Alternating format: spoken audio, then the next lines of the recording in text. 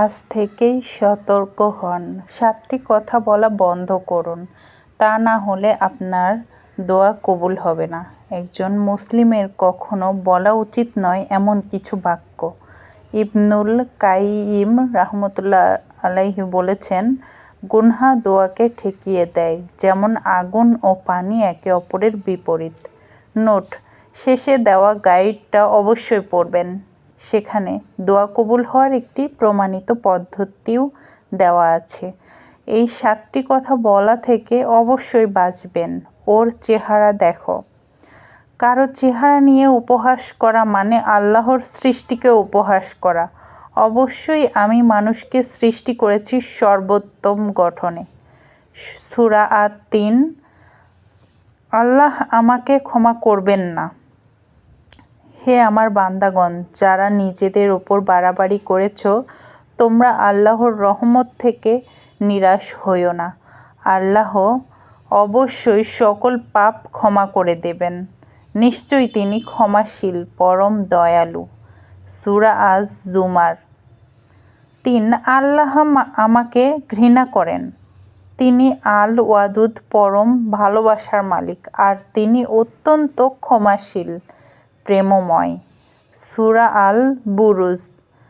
4. আমি আল্লাহকে নিয়ে সন্দেহ করি। দোয়া করার সময় পূর্ণ বিশ্বাস, ইয়াকিন নিয়ে দোয়া করুন।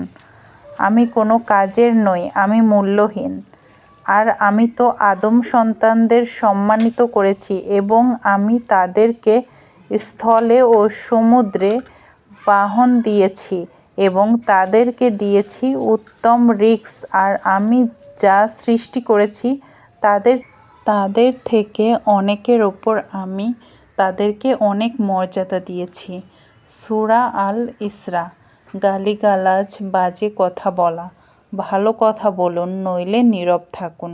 রাসূলুল্লাহ সাল্লাল্লাহু আলাইহি ওয়াসাল্লাম বলেছেন, মুমিন কখনো দোষারোপকারী ও নিন্দাকারী হতে পারে না, অভিসম্পাতকারী হতে পারে না, অশ্লীল কাজ করে না এবং কটুভাষীও হয় না।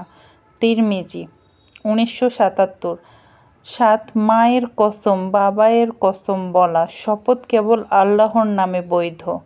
নবী সাল্লাল্লাহু আলাইহি ওয়াসাল্লাম বলেছেন, কারো হলফ করতে হলে সে যেন আল্লাহর নামেই হলফ করে, নতুবা চুপ করে থাকে।